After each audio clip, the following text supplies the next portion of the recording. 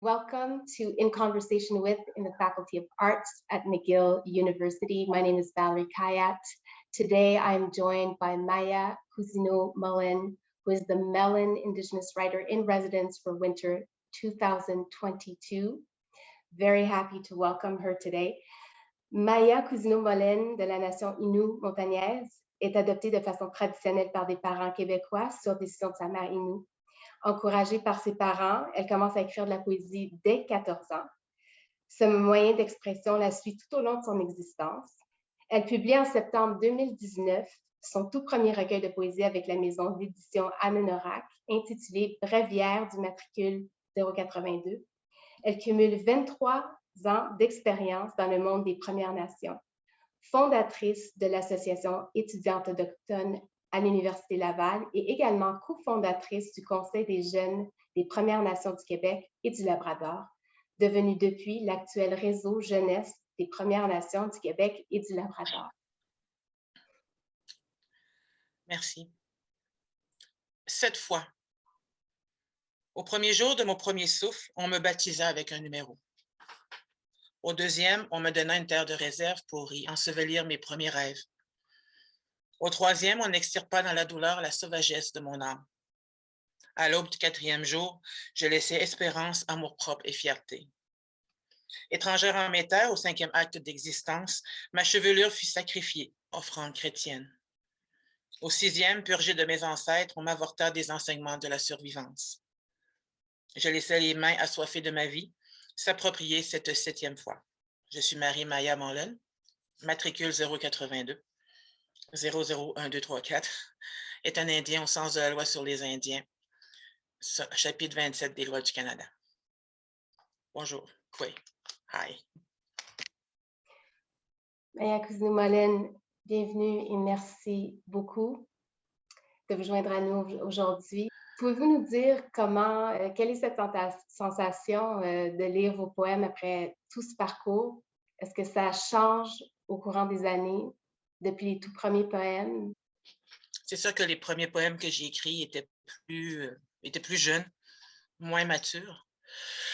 Et de m'écouter lire ceux de maintenant montre le parcours que j'ai fait, démontre aussi la réflexion qui a été effectuée durant mon existence, parce que veux pas, en étant une autochtone dans un pays comme le Canada, on n'a pas le choix de réfléchir et de trouver de bonnes manières pour communiquer nos enjeux, nos désirs d'améliorer la société, nos désirs de dénoncer certaines choses qui sont, comment pourrais-je dire, outrageantes. Donc, oui. Vous êtes Innu montagnaise, vous avez été adoptée de façon traditionnelle par des parents québécois, choisis par votre mère Innu. Très tôt, vous avez baigné dans 2 univers. Comment est-ce que votre enfance, votre adolescence a influencé les thèmes que vous traitez aujourd'hui? J'ai connu le racisme très jeune, à un âge que personne ne devrait le connaître, je crois. Mais j'ai eu le temps, je pense, de réagir dans la colère et la frustration pour finalement transformer cette colère-là en philosophie plus douce. Mon enfance a été, disons, balancée entre les jeux d'enfants, la mer, la rivière, la nature, mais une autre partie aussi avec la non-acceptation de qui j'étais, la méconnaissance aussi de qui j'étais, parce que notre histoire n'était pas enseignée dans les écoles à mon époque. Et on avait encore une vision très méprisante des peuples autochtones, donc ça a été pas toujours des périodes plaisantes à traverser. La poésie, c'est un art qui peut être doux, mais qui est, dans votre cas aussi, qui est très engagé, qui est vulnérable, très intime, solitaire. Mais d'après vous, qu'est-ce qu'elle offre de particulier pour aller toucher les gens, changer le monde? Elle offre la possibilité d'établir un dialogue. Sans mon livre de poésie, sans les gestes d'ouverture que j'ai faits lors de ce livre, j'aurais pas pu avoir les dialogues que j'ai maintenus, que ce soit avec des Québécois, que ce soit avec des comédiens du Théâtre du Soleil, que ce soit avec la metteuse en scène du Théâtre du Soleil, que ce soit avec des gens qui connaissent peu la réalité autochtone, que ce soit avec des membres de ma famille qui découvrent ce côté-là qu'ils connaissaient moins. Ça a permis en fait d'amener des pistes de discussion, des commentaires où les gens disent j'étais pas au courant. Je ne savais pas que tu vivais ces choses-là de cette manière. Donc, ça permet de pénétrer quelque chose, oui, de très intime en nous, mais en même temps, les gens vont se l'approprier parce que ça va aussi réveiller quelque chose de très intime en eux. Donc, c'est un échange, en fait. Est-ce que c'est encore, quand vous avez commencé à écrire, à faire votre poésie, est-ce que vous étiez consciente de voir vous ouvrir à ce niveau? Parce que souvent, je veux dire, on peut pas établir des dialogues sans aller dans des parties très intimes de nous-mêmes. Est-ce que c'est difficile? Est-ce que c'est quelque chose que vous avez accueilli tout de suite? Comment est-ce que vous le vivez? Il faut que j'apprenne à respecter mes moments de solitude quand j'en ai besoin, parce que je sais, par exemple, qu'avant une performance, j'ai besoin, à la limite, minimum une demi-heure avant d'être tranquille dans ma bulle.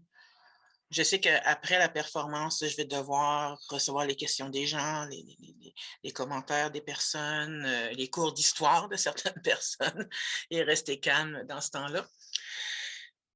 Donc, c'est une préparation. Et, mais je veux dire, quand j'ai écrit mon recueil, il avait déjà sa vie indépendante à lui. Il est parti dans les librairies puis il a fait son chemin. Il continue de le faire encore d'ailleurs.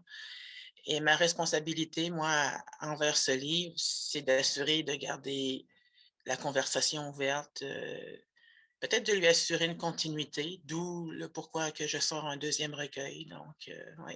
Mmh. Et justement, vous êtes la Mellon Indigenous Writer pour l'hiver 2022 à McGill. Pouvez-vous nous parler un peu de comment est-ce que ça s'est passé pour vous? Est-ce que c'était différent cette fois-ci?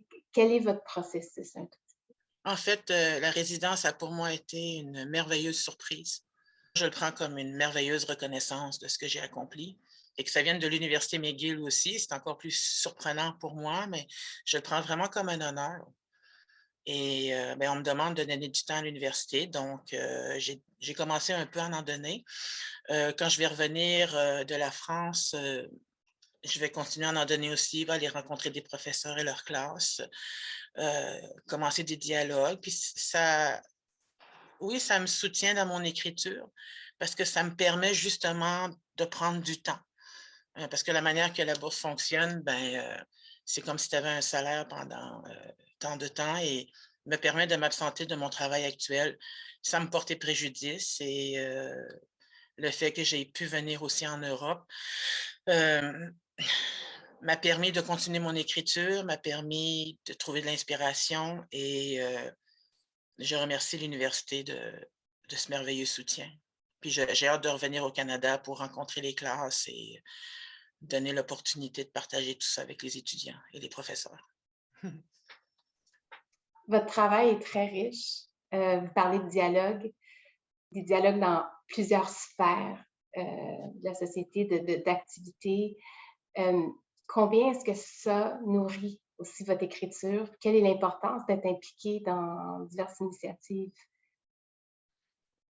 Que ce soit au niveau de l'architecture, de permettre justement de donner des conférences là-dessus, que ce soit de parler avec mes collègues pour faire avancer leur niveau de sensibilisation sur les peuples autochtones, que ce soit de venir en France, parler avec les comédiens du Théâtre du Soleil, parler de nos réalités, de dégager un peu les malentendus, de parler avec Madame Nouchkine qui est ici.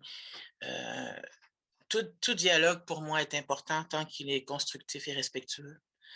Euh, que ce soit aussi avec les membres de ma famille Innu, que, on se côtoie, même si j'étais adoptée, on se côtoie pareil. Il, il me garde, il me garde prête à être engagée, comme vous dites, parce que si je fais tout ça, je pense un peu à mes neveux et nièces. Je n'ai pas d'enfants moi-même, mais à mes neveux et nièces qui sont quand même bien, qui réussissent bien leur vie, qui sont bien dans leur culture, qui la transmettent du mieux qu'ils peuvent. Donc, c'est tout ça qui me suit, qui m'accompagne. Vous avez parlé de donner du temps à l'université, aller dans les cours. Quelle est l'importance de ces dialogues avec des étudiants de partout, de partager votre écriture, mais aussi d'avoir ces dialogues parce que vous avez été impliqué dans tellement de choses. Vous, vous avez vraiment été une leader de tellement de façons. Vous apportez vraiment un contexte très riche à votre écriture qui est déjà très engagée. Quelle est l'importance de ces dialogues, mais avec ces jeunes étudiants? C'est de pouvoir les influencer d'une bonne manière, de piquer leur curiosité pour les inciter à poursuivre leur soif de connaissance, surtout en lien avec l'histoire des Premières Nations, parce qu'on est à une époque où beaucoup de choses tristes se révèlent, que ce soit les enfants des pensionnats, que ce soit les pensionnats eux-mêmes. Tout ce qui touche la réconciliation est douloureux pour une certaine génération. Et la génération qui étudie en ce moment, ben, je crois qu'elle aura la chance d'avoir tous les outils pour poursuivre la réconciliation, mais je pense qu'on a besoin d'avoir ce que j'appellerais des ambassadeurs de bonne volonté, que ce soit moi, Joséphine Bacon, tout autre intervenant autochtone pertinent, de poursuivre ce dialogue-là, de donner les opportunités d'échange, même si parfois c'est épuisant. Parce que, contrairement à certains événements historiques pour d'autres personnes, tu sais, un Québécois va peut-être pouvoir parler de la Révolution tranquille, mettons, un étudiant à l'université, mais il ne l'aura pas vécu. Il va en parler comme un fait historique. Peut-être son père a vécu ces choses-là. Mais moi, la colonisation, c'est quelque chose qui est encore dans ma vie. J'ai encore la carte sur le statut autochtone et on a encore certaines mesures qui nous touchent. Ma famille directement a été touchée par les pensionnats. Donc, c'est des choses qui viennent beaucoup gruger nos forces intérieures. Donc, quand on accepte de s'ouvrir de même à des jeunes, à des étudiants, ben, sans dire qu'on paye une partie de nous-mêmes, on partage avec eux quelque chose de très important et on espère que ça va nourrir leur curiosité par la suite, puis empêcher les préjugés d'apparaître. Question d'artiste, vous parlez que ça peut être, ça vient gruger, c'est sûr, c'est des thèmes qui sont, comme vous dites, que vous vivez, vous les partagez, les gens vont les comprendre de différentes manières. Mais dans tout cela, est-ce que vous trouvez aussi de la joie? Parce que ça peut être un peu des contrastes aussi, la poésie, parce qu'on on, on, on se vide le cœur, on traite de nos douleurs, de nos souffrances, euh, avec un grand sens de responsabilité, je vous entends parler. Mais est-ce qu'il y a aussi de la joie dans tout ça? Comment est-ce que vous Oui, vivez? il y a de la joie. Dernièrement, je crois que c'était à Grenoble ou à Lyon, je ne me rappelle plus. J'ai eu la chance de visiter une classe de CM1 qui appelle, là, c'est des enfants de 6 ans et 7 ans. Et la professeure, une boule d'énergie incroyable, ça en prendrait dans toutes les écoles au Québec et au Canada, avec un côté enfant très sain, très, très heureux d'apprendre. Et je me disais, si j'avais le corps de son énergie, je ne sais pas ce que je pourrais faire, ça serait peur. Hein? Mais elle avait travaillé mon recueil avec les enfants de 6 ans, mais j'ai dit, c'est un recueil pour adolescents et plus, tu sais. Mais je me rappelais plus qu'il y avait des petits poèmes plus doux vers la fin qui parlent du territoire, qui parlent des aînés. Et elle leur avait appris, elle leur avait demandé de l'apprendre par cœur et de le mimer, en fait, comme une nouvelle façon d'intégrer la poésie. Et ils m'ont fait une représentation qui a rempli mon cœur de joie, qui m'a fait rire, puis ils m'ont partagé leurs élans poétiques. Aussi jeune que 6 ans, écrire des choses aussi belles, ben, ça m'encourage. C'est des choses que j'espère voir dans les écoles ici au Canada. Et on a lancé l'idée de peut-être essayer de travailler sur une opportunité de faire des échanges avec une école autochtone.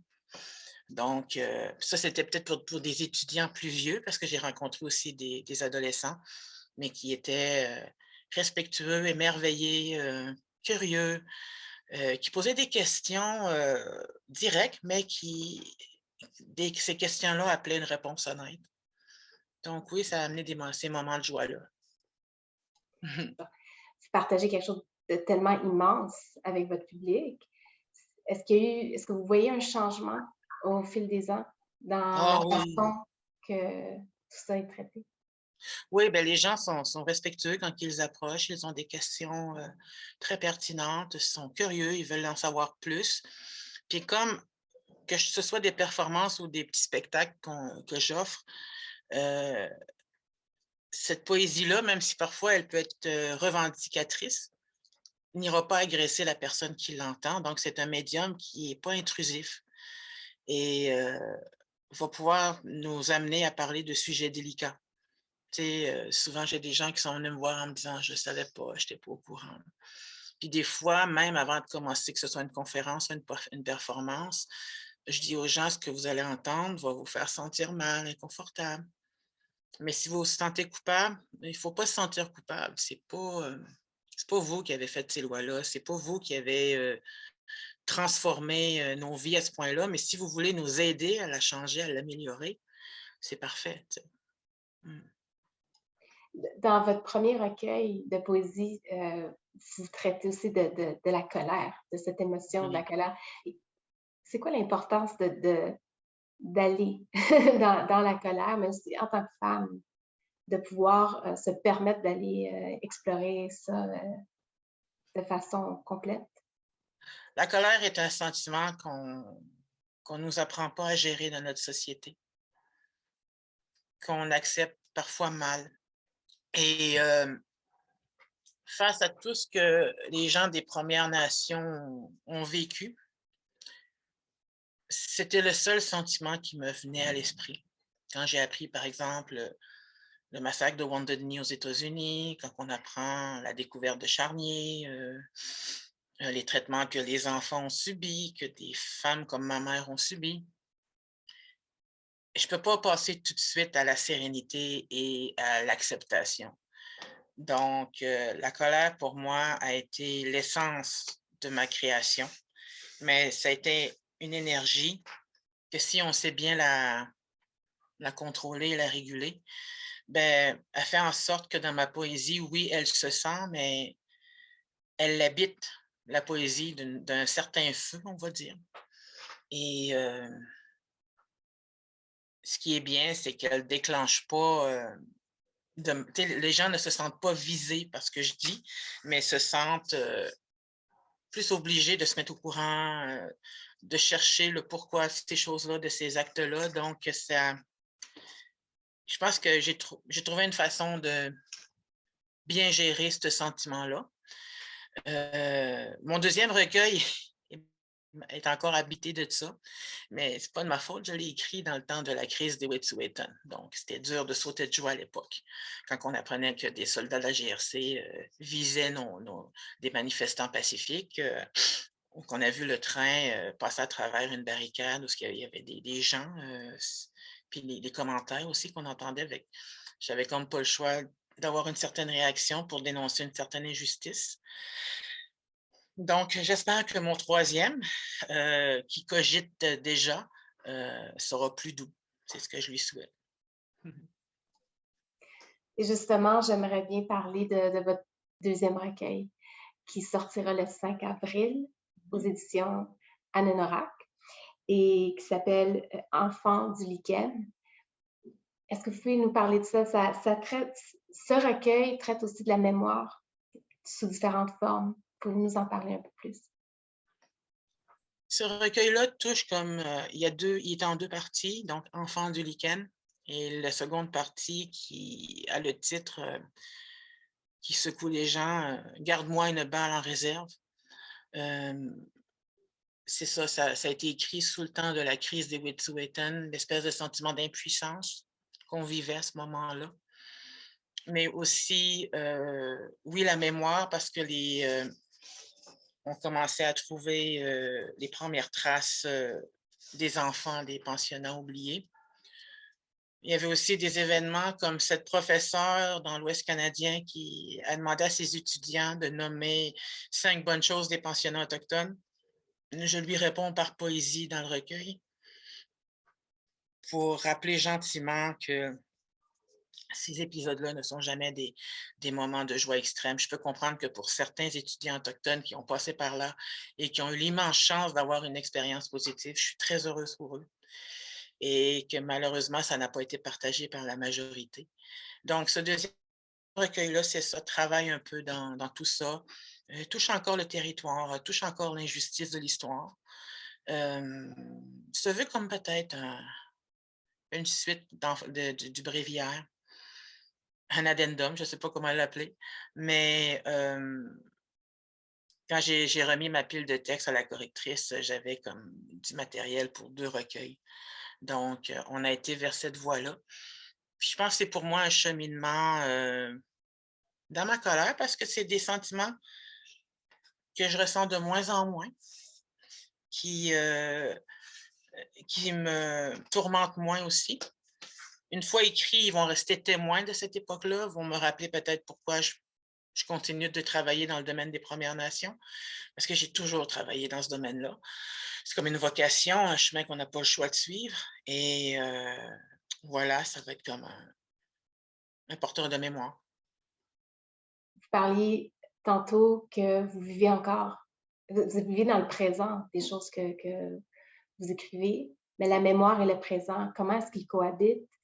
Et je veux vous demander aussi la mémoire, vous venez de la Côte-Nord, vous êtes venu à Montréal, vous avez voyagé beaucoup. Cette mémoire du territoire, comment est-ce qu'elle elle vous habite aussi?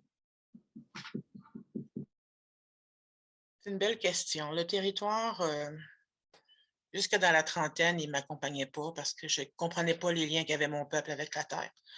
Et quand j'ai eu la chance d'aller dans un merveilleux endroit qui s'appelle le Mouchouanipi, donc le pays de la terre sans arbre à la rivière Georges, c'est là que j'ai senti que je me connectais vraiment à qui j'étais comme identité Innu et fière d'appartenir à ce peuple euh, encore plus de considération pour ma langue que je ne maîtrise pas malheureusement, mais que de par ma poésie, j'essaye de l'inclure, d'être sûr de ne pas l'oublier.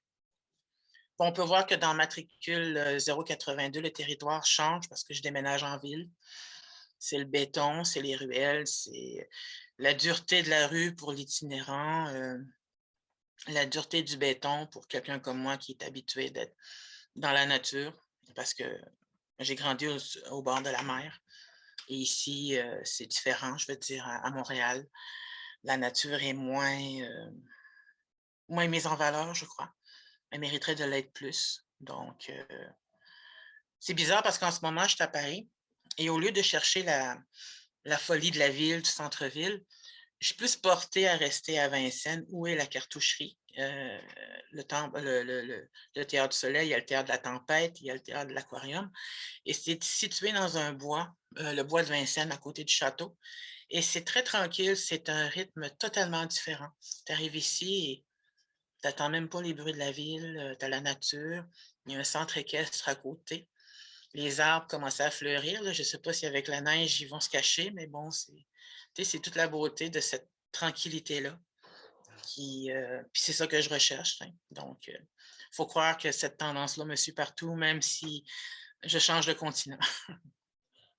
Merci pour cette belle réponse. Pour ma dernière question, je suis curieuse de savoir, cette jeune fille de 14 ans qui vous habite encore, euh, qu'est-ce que vous pensez, qu'est-ce que vous lui souhaitez, parce qu'elle est encore avec vous, et qu'est-ce que vous pensez qu'elle vous souhaite pour le futur? Euh, je pense qu'elle me souhaite de continuer la guérison, de continuer l'acceptation de ce que je suis. Parce que c'est difficile encore. C'est un travail de toute une vie de guérir de certaines blessures. À la fille de 14 ans, si j'aurais eu la chance de l'avertir avant, j'aurais hésité à lui dire sens-toi assez confiante pour publier plus tôt ou mais je ne l'aurais pas nécessairement influencé sur son chemin parce que le parcours que j'ai fait été au mieux de ce que je pouvais faire avec les ressources que j'avais et les gens que j'ai rencontrés. Je ne peux que penser à mon mentor, M. Claude Picard de la Nation Huron-Wendat, que j'ai rencontré à l'université, qui a été un guide incroyable et qui l'est encore, heureusement. Parce que je ne pense pas qu'il y a eu d'autres chemins aussi faciles ou aussi plaisants à faire que ce que j'ai fait durant ma vie et toute l'implication sociale et politique que j'ai pu réaliser à ces moments-là. Je suis impliquée d'une autre manière. Je ne recherche pas nécessairement des positions politiques compliquées. Je cherche plus des moyens d'offrir des conférences, d'aller discuter avec les gens, de parler de la réalité de l'histoire, de trouver des façons de formuler des choses difficiles dans des termes qui vont toucher le cœur et non la colère de l'autre. Donc, ouais. Merci. Je veux rappeler à tout le monde qui écoute que vous avez lu de votre premier recueil qui était Bréviaire du matricule 082 et vous avez votre nouveau recueil, le deuxième, qui va sortir le 5 avril, qui s'appelle Enfants du lichen. On a très hâte. Je veux vous remercier énormément pour votre temps aujourd'hui et d'avoir partagé toutes ces réflexions. Juste dire qu'il va y avoir un lancement à Québec, au Café Grégoff, sur la rue Cartier, et un lancement à Montréal. J'attends juste la confirmation des lieux, mais je pourrais vous partager l'information. Absolument. Et on sera super content d'aller vous voir et de vous entendre lire. Si vous nous feriez le plaisir de nous lire peut-être une autre poésie pour Oui, clore cette discussion, cet échange. ça va me faire un grand plaisir. Je vais prendre en considération le lieu où je suis en ce moment pour m'inspirer de ce texte. J'ai été voir le film Notre-Dame brûle. Je ne suis pas très catholique de mon côté. Les excuses du pape, ça ne change pas grand-chose dans ma vie. Je suis juste contente que pour les aînés, ça leur amène un bon. Je dirais que j'ai eu plus de frissons à voir Notre-Dame brûler, peut-être à cause de l'histoire, du monument que ça représente, de ses 850 années d'existence. J'ai été voir, c'est un film qu'ils ont fait ici je le recommande à tout le monde si on veut suivre qu'est-ce qui s'est passé, puis si on veut voir Notre-Dame d'un angle qu'on n'a jamais vu. Et c'est un poème que j'avais écrit il y a 2 ans. Il n'y a pas eu le temps de se rendre dans Enfants du lichen, mais j'espère qu'on va le retrouver dans le prochain. Au pied de Notre-Dame. Errance d'une sauvage sur le béton de Paris, l'amène au chevet de Notre-Dame, qui, affligée par un feu intérieur, cette flamme dévorante, peine à rester digne et droite, sera-t-elle survivante ou magnifique gisante, de ces clergés arrogants, de ces fous d'un Dieu, qui fut instrument inquisiteur, douleur et colère. Mon courroux décolonial retient son souffle, auprès de toi, gente dame. Te voir au-delà des sacrilèges, mesurer ton histoire, mesurer ta mémoire. Je calme mes chevaux de l'Apocalypse, car ombrageux et piaffant nommé, violence, rage, rancune et mépris, afin de te souhaiter de renaître. Au revoir. Voilà. Ça, c'est la parfaite note sur laquelle je vous remercie énormément. Et encore une fois, Maya Cousineau-Mullen, Mellon Indigenous Writer in Residence at McGill. Merci encore de votre temps aujourd'hui et à bientôt. À bientôt. Merci.